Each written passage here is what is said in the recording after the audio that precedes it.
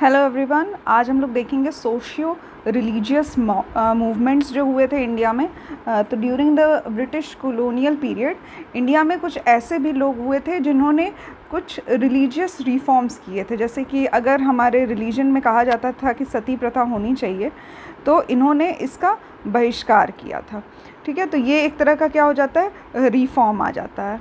तो और अगर सोसाइटी में कुछ ऐसी चीज़ें चल रही है जैसे कि अनटचेबिलिटी चल रही है, तो ये किसी रिलीजन से रिलेटेड नहीं है, बट ये हमारी सोसाइटी में चल रहा हुआ एक कुरीति है। तो इसको अगर कोई बैन करता है तो वो क्या करता है, सोसाइटी में रिफॉर्म लाता है। तो इस तरह से सोशल और रिलीजियस मूवमेंट्स भी हुए थे इंडिया में। तो हम लोग देखेंगे उस टाइम का रिलीजियस मूवमेंट्स। तो इसको एक वर्ड होता है जिसको हम लोग कहते हैं रेनेसा, उससे इसको डिफ़ाइन किया जाता है। इसमें क्या होता है कि जो लोग होते हैं वो अपने लेवल से, मतलब जो थिंकिंग का लेवल है उसको अब अपलिफ्ट करते हैं और सोसाइटी के बारे में, सोसाइटी में हो रही कुरीतियों के बारे में सोचते हैं और उनको फिर ख़त्म करते हैं। तो ये एक तरह का क्या होता है कि जब आप सोसाइटी के अपलिफ्टमेंट के बारे में सोच रहे हैं, अपने धर्म के अपलिफ्टमेंट के बारे में सोच रहे हैं, तो उसको एक टर्म दिया जाता है रेनेसा।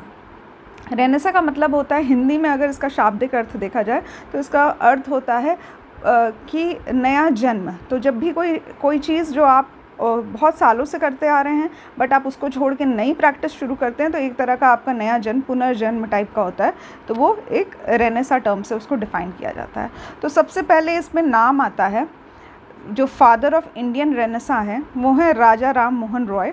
तो इनका नाम सबसे पहले आता है। ठीक है, इनको और भी नाम से जाना जाता है, जैसे profit of Indian nationalism, father of modern India, first modern man और युग दूत, इस नाम से इनको जाना जाता है। 1815 में इन्होंने एक सेटअप किया था आत्मीय सभा का, कलकत्ता में। ठीक है, तो ये क्या करते थे, ये मोनोथीस्ट टाइप इनके आइडियाज़ थे। मतलब एक ईश्वरवादी थे कि एक ईश्वर होता है और सबको उसको मानना चाहिए, कि हर धर्म के लिए एक ईश्वर बना हुआ है। तो मोनोथीस्ट इनके आइडियाज़ थे हिंदू रिलीजन के लिए, और ज़्यादातर इनके जो फॉलोअर्स थे वो यंग लोग थे, यूथ थे उस टाइम के। 1828 में 1828 में इन्होंने ब्रह्म सभा का फाउंड किया। ठीक है, इन्होंने बनाया एक सभा बैठाई और उनको ब्रह्म समाज के उधर से इन्होंने घोषणा कर दी कि अब ये ब्रह्म समाज के नाम से जाना जाएगा। तो पहले तो इसका नाम सभा हुआ करता था, बाद में इसको रीनेम करके समाज बना दिया गया।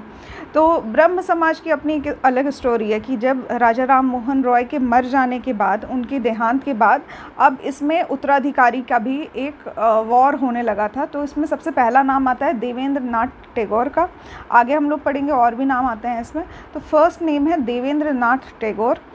इनका और जो बाकी लोग थे ब्रह्म समाज में उस टाइम में, इनके कुछ कन्फ्लिक्ट्स चले, तो इसलिए इन्होंने 1839 में तत्वबोधिनी सभा, इसमें ये नया फाउंड इन्होंने किया, और इसमें अब वो राजा राम मोहन रॉय के आइडियाज़ जो थे वो अब प्रोपोगेट करते थे इसके थ्रू।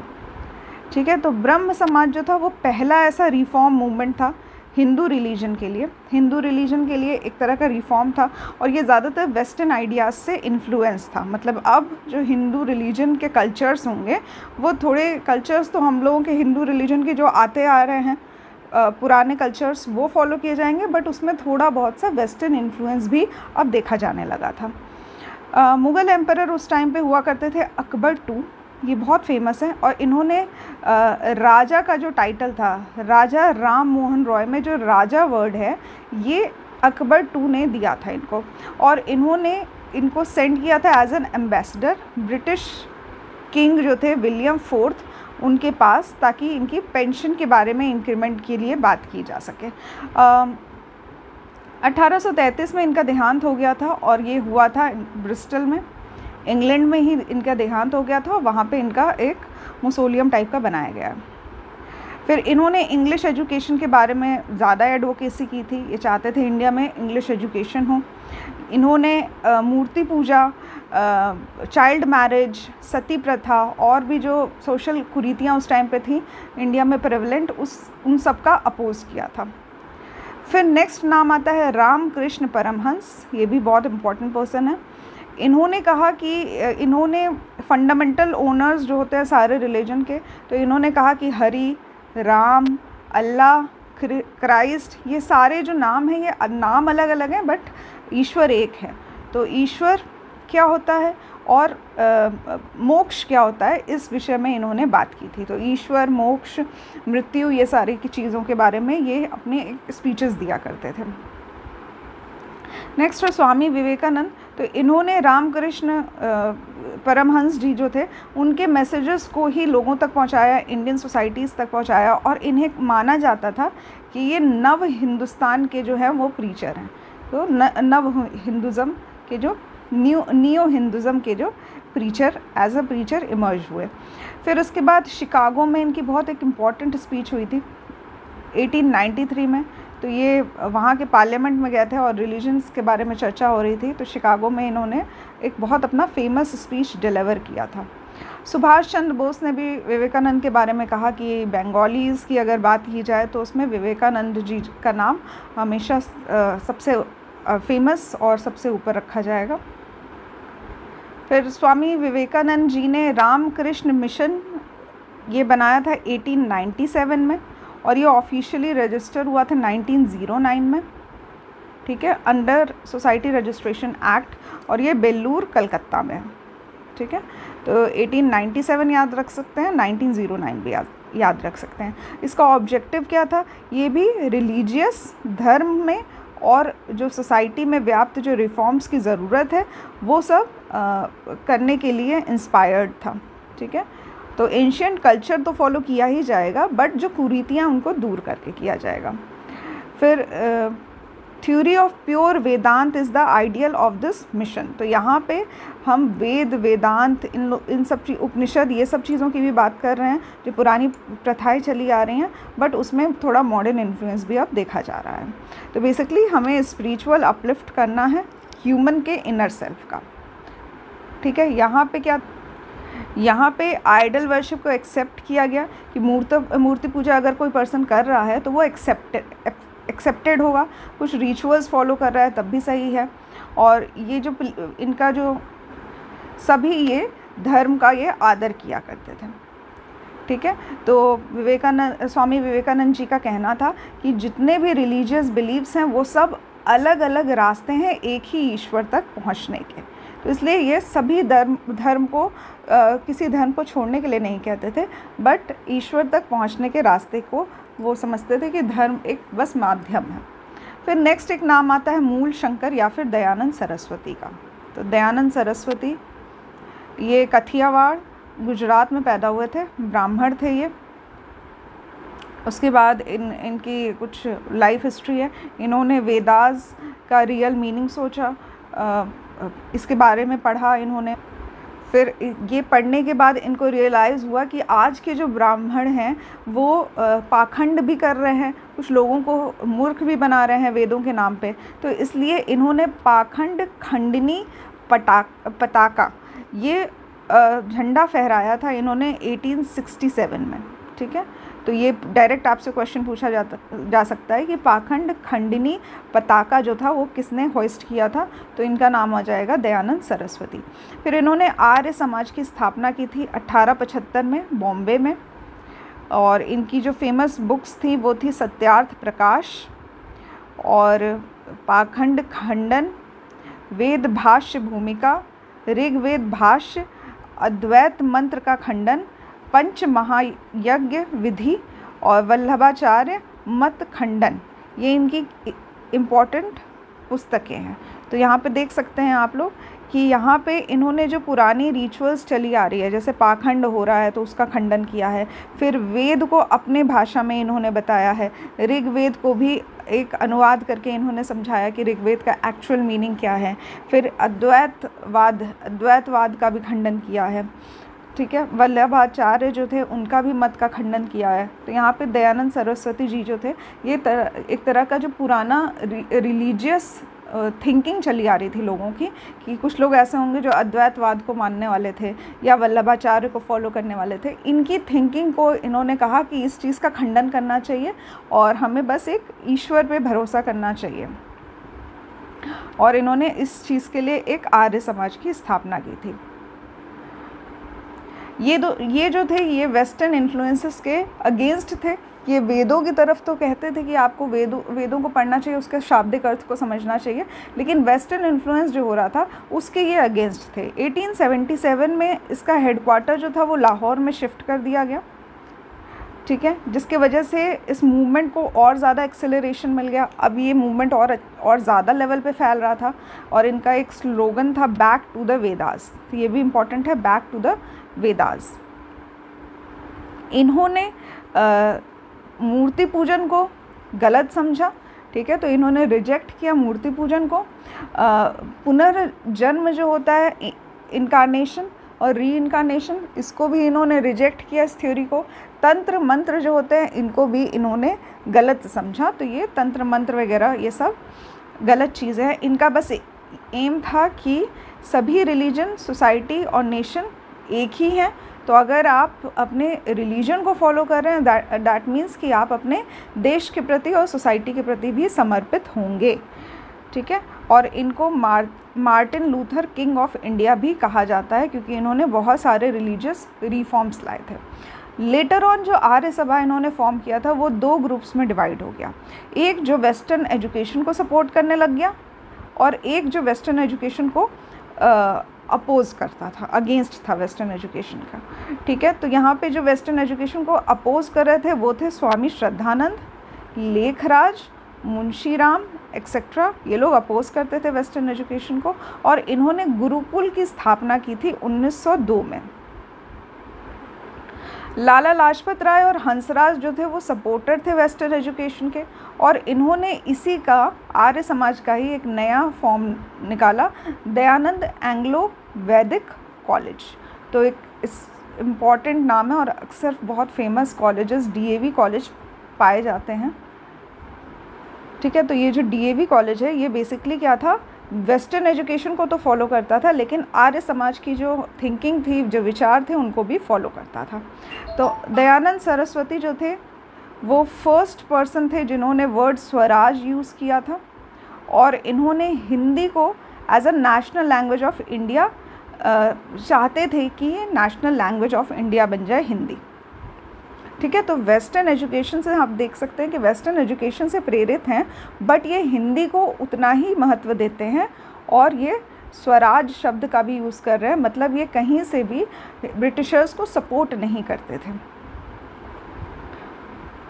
ये फर्स्ट पर्सन थे जिन्होंने सजेस्ट किया कि आप फॉरेन गुड्स को छोड़ दीजिए, इनको यूज़ करना छोड़ दीजिए, जो भी विदेशी सामान है आप उनको यूज़ मत करिए, उनका बहिष्कार करिए, और जो कंट्री में बन रहा है सामान, जो हमारे लोग बना रहे हैं, आप उनको यूज़ करना शुरू कर दीजिए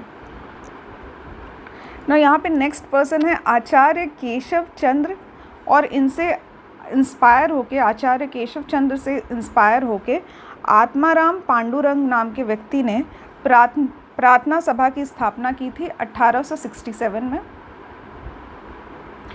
लेटर ऑन इस ऑर्गेनाइजेशन से महादेव गोविंद रानाडे भी जुड़ गए थे, और यहाँ पे इनके इस ऑर्गेनाइजेशन का मेन एम था कि कास्ट सिस्टम के अगेंस्ट पे रहना। जो मेन हैं, वुमेन हैं, जो पहले बच्चों की भी शादी कर दी जाती थी, तो ये लोग चाहते थे कि जो एक एज डिफ़ाइन कर दी जाए कि इस एज से नीचे, मतलब लड़कियों के लिए अगर 14 साल है या 18 साल है, तो इससे नीचे कम आयु की लड़कियों की शादी ना हो सके, तो इसलिए ये चाहते थे कि मैरिज की एज डिफ़ाइन हो जाए। फिर विडो रीमैरिज का प्रमोशन चाहते थे कि विडो रीमैरिज होनी चाहिए, वुमेंस को भी एजुकेशन मिलनी चाहिए। तो इस तरह की चीज़ों के लिए इन्होंने एक प्रार्थना सभा बनाया 1867 में। राणा डे जो हैं इनको कहा जाता है precursor of cultural Renaissance of western India, ये इनको एक टाइटल दिया गया। नेक्स्ट नाम आता है शिव नारायण अग्निहोत्री का, ठीक है। इन 1887 इन्होंने फाउंड किया था देव समाज, और और इस समाज से रिलेटेड जो भी ज्ञान की बातें हैं, जो भी प्रीचिंग्स एंड टीचिंग्स दी हुई हैं इसमें, वो सब देवशास्त्र नाम की किताब में इन्होंने मेंशन किया था। ज्योतिबा फूले नेक्स्ट एक बहुत इम्पॉर्टेंट नाम है। 1873 में इन्होंने सत्यशोधक समाज की स्थापना की थी। सत्यशोधक समाज ऐसा समाज था कि मतलब यहाँ पे जो हिंदू कल्चर में जो भी कुरीतियाँ चली आ रही थी, अनटचेबिलिटीज़ से रिलेटेड, छुआछूत की प्रॉब्लम थी, तो ये सारी चीज़ों को दूर करने के लिए इन्होंने एक तरह का रिफॉर्म, एक सोसाइटी बनाई थी जिसको समाज के नाम से कहा जाता है।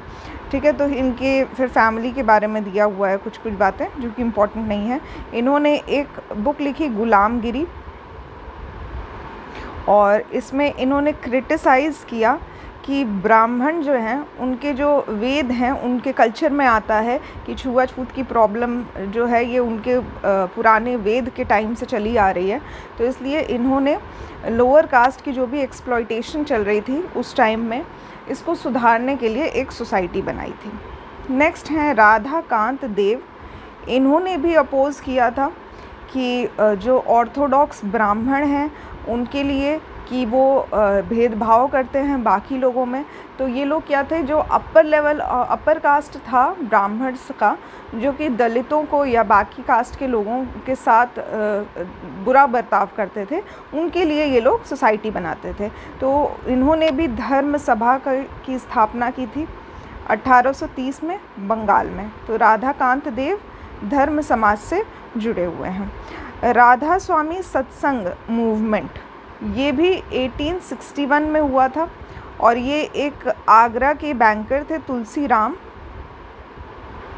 जिनको शिव दयाल साहब या स्वामी जी महाराज भी कहा जाता था।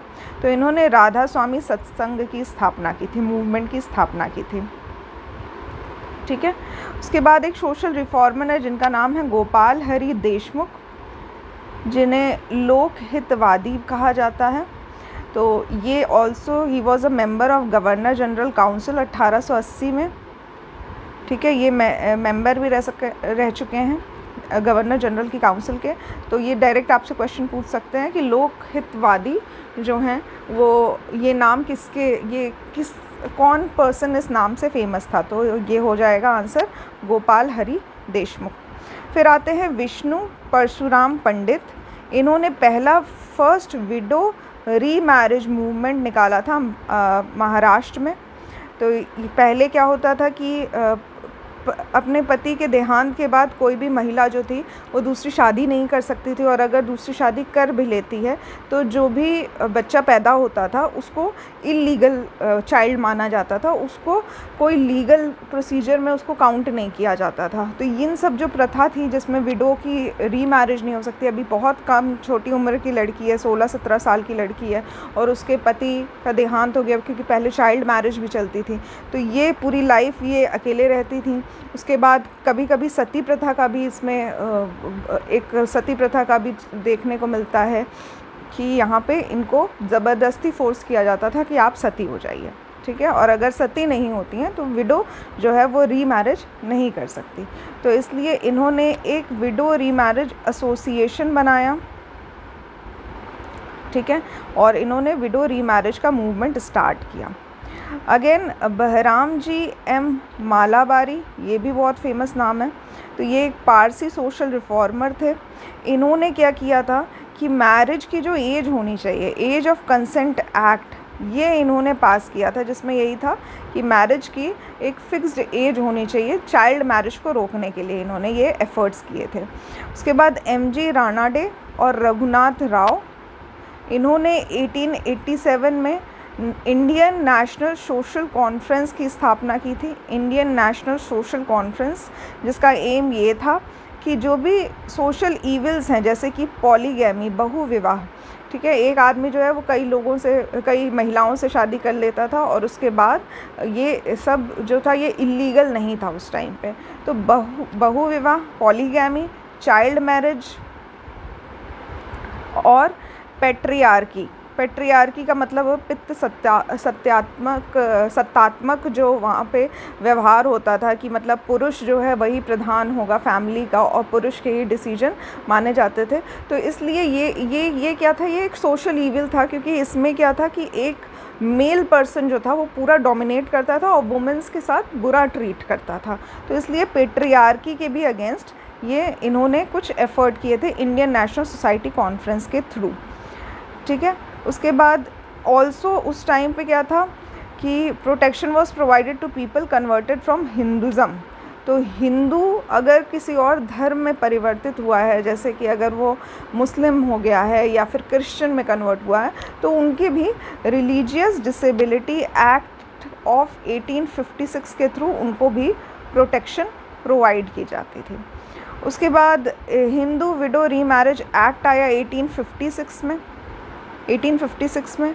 उसके बाद सती प्रथा का एबॉलिशमेंट हो गया, ख़त्म कर दिया गया 1823 में बाय लॉर्ड विलियम बेंटिक। इन्होंने सती प्रथा को समाप्त किया। फिर ईश्वर चंद्र विद्यासागर जो थे, इन्होंने भी विडो रीमैरिज के लिए बहुत ट्राई किया था, कि स्ट्रगल किया था कि ये जो कुरीति है, जो विडो जो है वो रीमैरिज नहीं कर सकती हैं, उसके अगेंस्ट इन्होंने काफ़ी ट्राई किया था।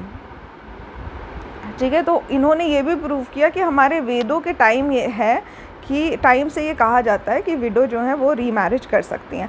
फाइनली जो है वो विडो रीमैरिज एक्ट जो अभी मैंने आपको बताया 1856 का, वो इनके एफ़र्ट्स के थ्रू पास हो गया। ठीक है, तो विडो रीमैरिज एक्ट पास हुआ 1856 में। इसके बाद ये भी हो गया कि ये जो चाइल्ड बॉर्न होगा एक विडो के रीमैरिज के बाद, वो भी लीगल राइट होगा उसका भी। देन राजा राम मोहन रॉय जो थे, इन्होंने अपोज़ किया था सती प्रथा को, वेरी स्ट्रांगली अपोज़ किया था, और सती प्रथा को अबॉलिश करने में इनका बहुत बड़ा योगदान है 1829 में।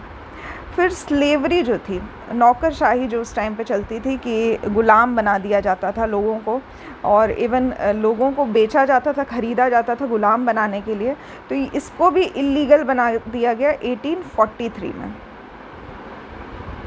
और ये एक्ट जो पास हुआ था 1843 में, वो लॉर्ड एलनबरो द्वारा हुआ था।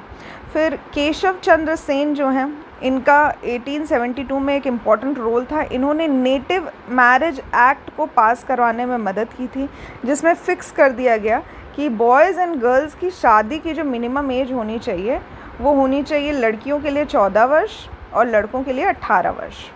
ठीक है, ये होना चाहिए, और इसको ब्रह्म विवाह एक्ट भी कहा जाता है, नेटिव मैरिज एक्ट या फिर ब्रह्म विवाह एक्ट। और इसमें किसने योगदान दिया था? केशव चंद्र सेन 1872 में।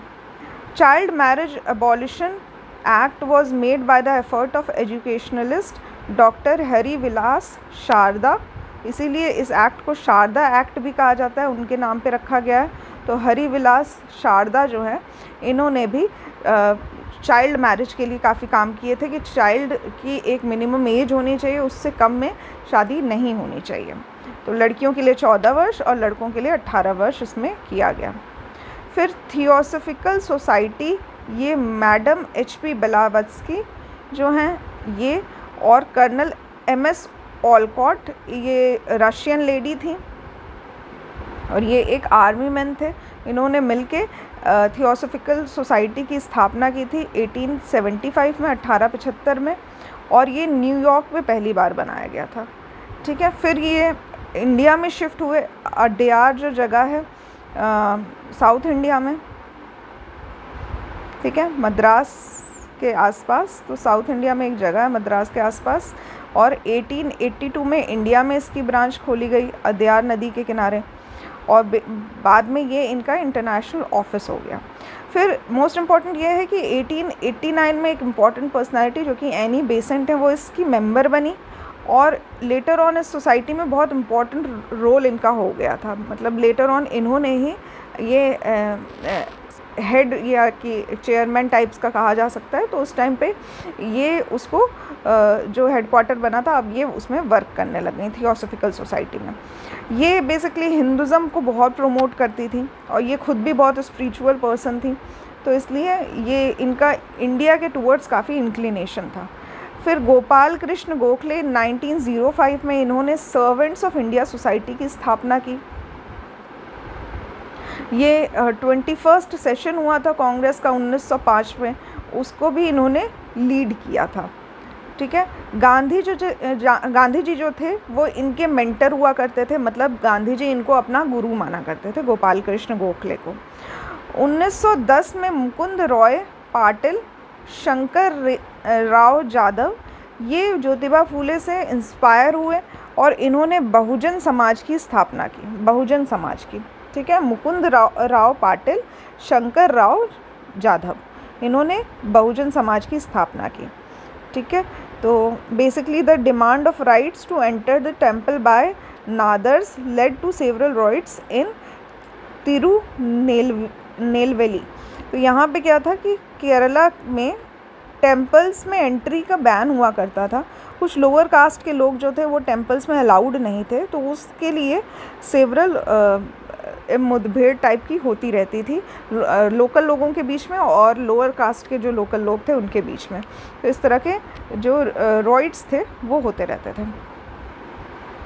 तो एक कॉन्फ्रेंस हुई जिसमें छुआछूत को अबॉलिश करने के लिए बात कही गई और इसमें तिलक ने भी स्टेटमेंट दी थी कि if God tolerates the untouchability then I do not believe in God.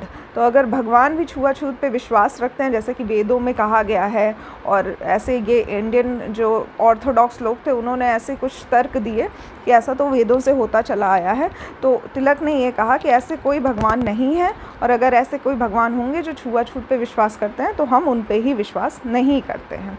तिलक का नाम कुछ नाम से पुकारे जाते थे जैसे लोकमान्य, बेताज बादशाह एंड ऑल, इस तरह से नाम दिए जाते थे। मौलाना हुसैन अहमद जो थे वो दारुल उलूम देवबंद, ये एक मूवमेंट भी हुआ था देवबंद मूवमेंट 1866 में, ये इसके मेंबर थे, Darul Uloom Deoband.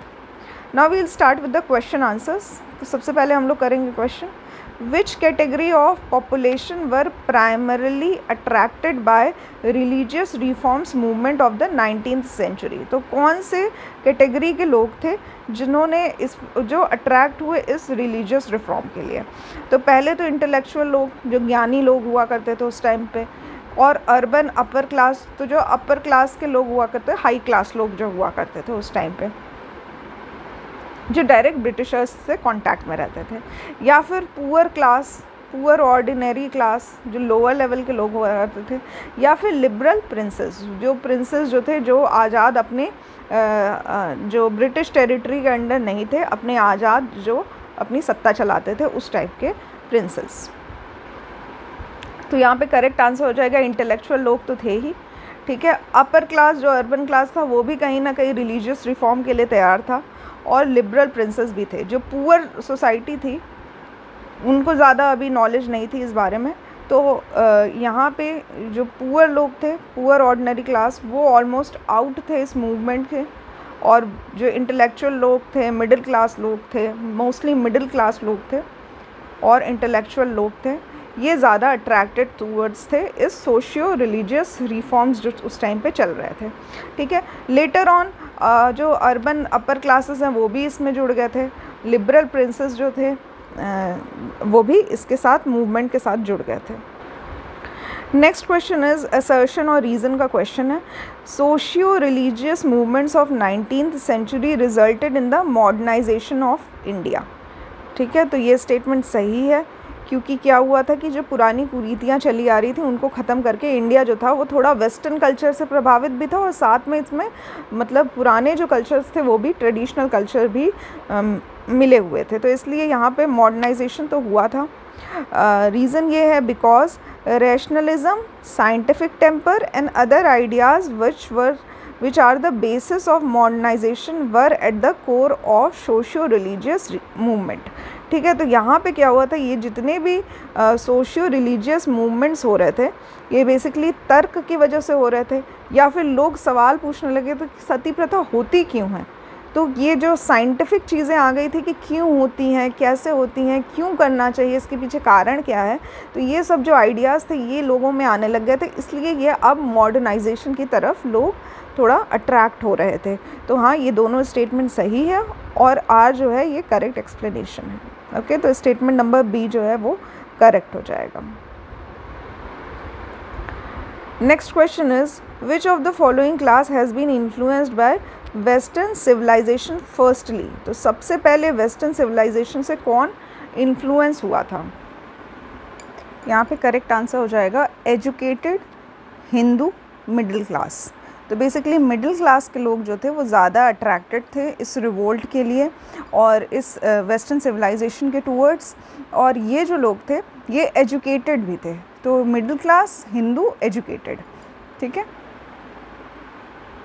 Next question is who among the following great man is called the father of Indian Renaissance.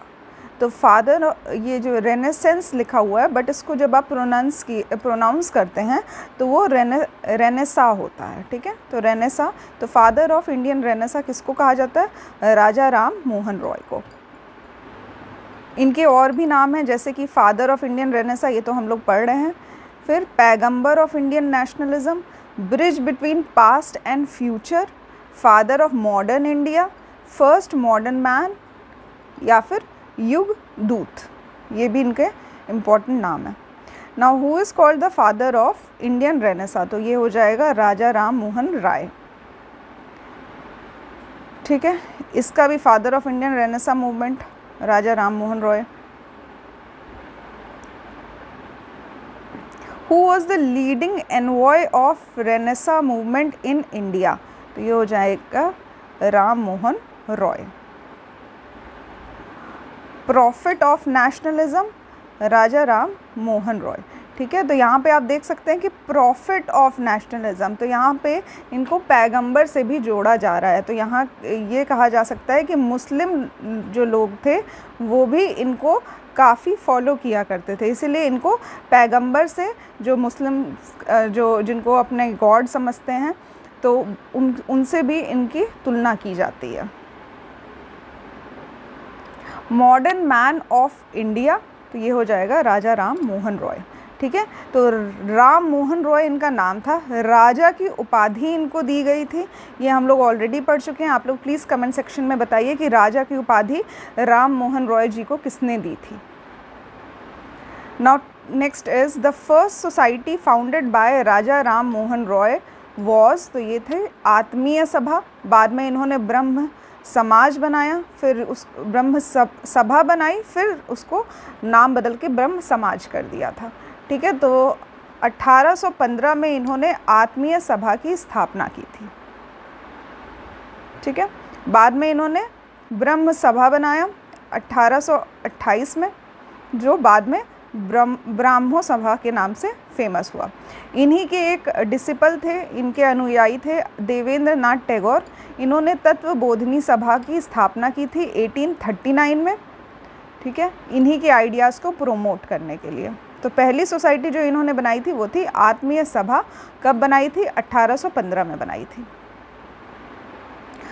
Next question is who among the following was the founder of आत्मीय सभा? तो आत्मीय सभा के जो फाउंडर थे वो थे Raja Ram Mohan Roy. Next question is Brahmo Samaj की स्थापना कौन से साल में हुई थी? तो ब्रह्म समाज की स्थापना हुई 1828 में। ठीक है, तो यहाँ पे कोई भी ऑप्शन सही नहीं है। 1828 में ब्रह्म समाज की स्थापना हुई थी 1828 में, जिसको बाद में ब्रह्म सभा था पहले और बाद में इसका ब्रह्म समाज कर दिया गया। ठीक है, इनके बारे में हम लोग ऑलरेडी पढ़ चुके हैं। ठीक है, शॉर्ट में अगर मैं बताऊं तो ये बता सकती हूँ आपको कि इन्होंने कहा था मूर्ति पूजा जो है वो निषेध है। ठीक है, फिर इन्होंने सभी धर्म के एक गुरु होने का ये वर्शिप की एक तरीका बताया कि सभी धर्म जो हैं उनके गुरु एक ही हैं, तो एक ही गॉड एग्जिस्ट करते हैं। ठीक है, तो इस तरह से इन्होंने ह्यूमैनिटी को ज़्यादा एम्फसाइज़ किया कि आप सब लोगों में इंसानियत होनी चाहिए, ह्यूमैनिटी होनी चाहिए, और वही हमारा धर्म है। Next question is Raja Ram Mohan Roy established ब्रह्म समाज इन, तो ये 1828 में इन्होंने स्टार्ट किया था।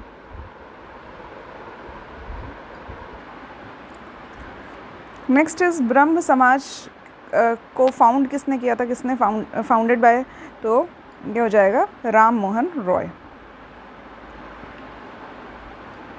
ठीक है, इसमें एक और नाम, इम्पोर्टेंट नाम आता है द्वारका नाथ टैगोर का, तो ये भी राम मोहन रॉय जी के साथ मिलके इन्होंने कलकत्ता में इस्टेब्लिश किया था ब्रह्म समाज का।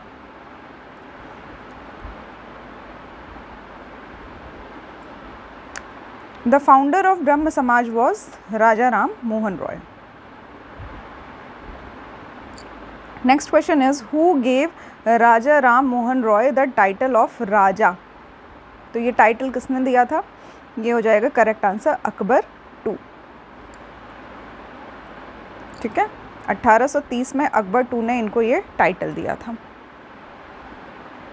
नेक्स्ट क्वेश्चन इज द समाधि of Raja Ram Mohan Roy is in, तो करेक्ट आंसर हो जाएगा ब्रिस्टल, इंग्लैंड।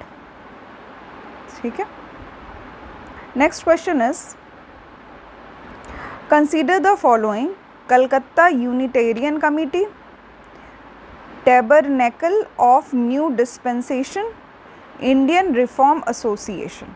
तो केशव चंद्र सेन जो है इनमें से किसके एस्टैब्लिशमेंट में एसोसिएटेड थे, इसका करेक्ट आंसर हो जाएगा बी, मतलब tabernacle of new dispensation, Indian reform association, इन दोनों के ये इस्टेब्लिशमेंट में एसोसिएटेड थे। कलकत्ता यूनिटेरियन कमेटी जो थी ये इस्टेब्लिश की गई थी राजा राम मोहन रॉय के द्वारा, द्वारका नाथ टैगोर और विलियम एडम, ये तीनों लोगों ने मिलके इसका कलकत्ता यूनिटेरियन कमेटी की स्थापना की थी। जो केशव चंद्र सेन थे उन्होंने एक टेम्पल बनाया था जिसको कहा जाता था टैबरनेकल ऑफ न्यू डिस्पेंसेशन। ठीक है, इंडिया रिफॉर्म एसोसिएशन जो था ये भी केशव चंद्र सेन द्वारा ही स्थापना की गई थी, ये इसके प्रेसिडेंट थे। 1870 में इसका स्टैब्लिशमेंट किया गया था। तो केशव चंद्र सेन जो हैं वो इंडिया रिफॉर्म एसोसिएशन और ये जो टेम्पल है टैबरनेकल ऑफ न्यू डिस्पेंसेशन, इसके दोनों की स्थापना की थी। Next question is the founder of भारतीय ब्रह्मो समाज। अभी ब्रह्म समाज के साथ साथ एक नया वर्ड जुड़ गया भारतीय, तो इसकी स्थापना किसने की थी, इसका करेक्ट आंसर हो जाएगा केशव चंद्र सेन। ठीक है, तो ब्रह्म समाज राजा राम मोहन रॉय, भारतीय ब्रह्म समाज केशव चंद्र सेन। तो यहाँ पे राजा राम मोहन रॉय के देहांत के बाद ब्रह्म समाज के जो प्रेसिडेंट होंगे वो कौन बनेंगे, इसको लेके बहुत सारा विवाद हुआ था। तो यहाँ पे जो केशव चंद्र सेन हैं इनको टाइटल दिया गया था आचार्य का, लेकिन देवेंद्र नाथ जी जो थे, तो ये दो राइवलरी थे देवेंद्र नाथ टैगोर और केशव चंद्र सेन के बीच में। तो आचार्य का टाइटल इन्होंने इनसे ले लिया 1865 में। इसके बाद केशव चंद्र सेन ने ब्रह्म समाज को छोड़ दिया और ओरिजिनल जो ब्रह्म समाज था उसके ग्रुप के साथ देवेंद्र नाथ टैगोर जी ने आदि ब्रह्म समाज की स्थापना की थी। ठीक है, और जो केशव चंद्र सेन के साथ जो लोग चले गए थे उन्होंने भारतीय ब्रह्म समाज की स्थापना की थी या फिर नव ब्रह्म समाज, नियो ब्राह्मो समाज की स्थापना की गई थी। ठीक है, फिर 1878 के आसपास जो नवीन ब्रह्म समाज बना था ये भी फर्दर डिवाइड हो गया, जिसमें डिवाइड हो गया क्योंकि इन्होंने जो बिहार के राजा थे, कूच के राजा, बिहार में एक जगह है कूच के राजा, उनकी बेटी थी जो कि 13 साल की उम्र की थी, लड़की से इन्होंने विवाह कर लिया। तो ये हुआ कि ये खुद तो सोशल रिफॉर्मर हैं और एक 13 साल की लड़की से शादी कर रहे हैं, तो ये चाइल्ड मैरिज की कैटेगरी में आता है। इनके एक्शन को अपोज करने के लिए जो नव ब्रह्म समाज के लोग थे, आनंद मोहन बोस और शिवनाथ शास्त्री, इन्होंने एक साधारण ब्रह्म समाज की स्थापना की थी। ठीक है, तो यहाँ पे फर्दर दिया हुआ है कि 1828 में राजा राम मोहन रॉय ने एक रेंट पे घर लिया था, जो घर था फेरिंगी कमल बोस का, और यहाँ पे इन्होंने ब्रह्म समाज की स्थापना की थी। इसके पहले सेक्रेटरी बने थे ताराचंद चक्रवर्ती। फिर देवेंद्र नाथ टैगोर ने 1843 में इसको ज्वाइन किया और केशव चंद्र सेन ने 1857 में इसको ज्वाइन किया। बट दोनों के डिफरेंसेस थे, तो 1866 में ये ब्रह्म समाज जो था वो डिवाइड हो गया। ठीक है, आदि ब्रह्म समाज में और भारतीय ब्रह्म समाज में।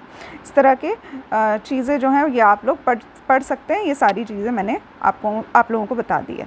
तो नेक्स्ट क्वेश्चन है इज़ हु फाउंडेड आदि ब्रह्म समाज। तो आदि वर्ड जो है ये देवेंद्र नाथ टैगोर ने यूज़ किया था और भारतीय वर्ड केशव चंद्र सेन ने।